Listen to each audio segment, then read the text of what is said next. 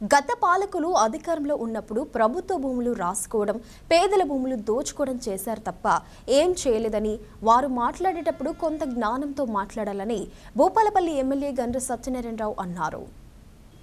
సంక్రాంతి పండుగను పురస్కరించుకుని మున్సిపాలిటీలోని 25వ వార్డు కాల్మాక్స్ కాలనీలో ఆ వార్డు కౌన్సిలర్ సజ్జనపు స్వామి ఆధ్వర్యంలో మహిళలకు ముత్యాల ముగ్గుల పోటీ నిర్వహించారు.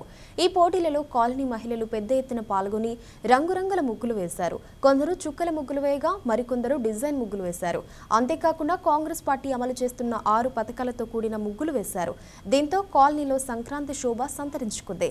కాగా ఈ ముగ్గుల పోటీలకు భూపాలపల్లి ఎమ్మెల్యే గండ్ర సత్యనారాయణరావు ముఖ్య అతిథిగా హాజరై మహిళలు వేసిన ముగ్గులను తిలకిస్తూ మహిళలతో ఆప్యాయంగా మాట్లాడారు. అనంతరం కాలనీలో ఏర్పాటు చేసిన సమావేశంలో పాల్గొని ముగ్గుల పోటీలో గెలుపొందిన మహిళలకు నగదు బహుమతులు అందజేశారు. ఈ సందర్భంగా ఎమ్మెల్యే మాట్లాడారు. సంక్రాంతి పండుగను భూపాలపల్లి ప్రజలు ఆనందంగా జరుపుకోవాలని ఆకాంక్షించారు. ముగ్గుల పోటీల్లో ఓడిన వారు నిరుత్సాహపడకుండా మరలా ప్రయత్నించాలన్నారు. ఈ కార్యక్రమంలో కాంగ్రెస్ పార్టీ రాష్ట్ర నాయకులు ఆర్ఎన్ఆర్ అలాగే నాయకులు పాల్గొన్నారు. ముఖ్యంగా నేను కౌన్సిలర్ అయి 5 సంవత్సరాలు ఇంకొక 10 రోజుల్లో 15 రోజుల్లో పూర్తి కాబోతున్నది. మీరందరూ నన్ను ఆశీర్వదించి ఈ 5 సంవత్సరాల కాలంలో కొన్ని చిన్న చిన్న ఇబ్బందులు ఎదురైనా అర్థం చేసుకొని నాకు సహకరించినందుకు మీకు మీ అందరికి 25వ వార్డు ప్రజలందరికీ ధన్యవాదాలు. అదేవిధంగా 25వ వార్డులో సాధ్యమైన రీతిగా మనకు ఏ లైన్ చూసినా డ్రైన్స్ లేవు, రోడ్లు అయి ఉండే దాదాపుగా అన్ని డ్రైన్లు పూర్తి చేయడం జరిగింది. గత పాలకులకు కొంచెం జ్ఞానం ఉండాలి. వాళ్ళు ఎమ్మెల్యేలుగా గెలిచారు, మరి ప్రభుత్వ భూములు రాయించుకోవడం, పేదల భూములు దొప్పుకోవడం తప్ప వేరేది కాదు. కానీ ఆ భూములు గుంజుకున్నాం, ఇప్పుడు ప్రభుత్వ ఆస్తులు కట్టుతున్నాం.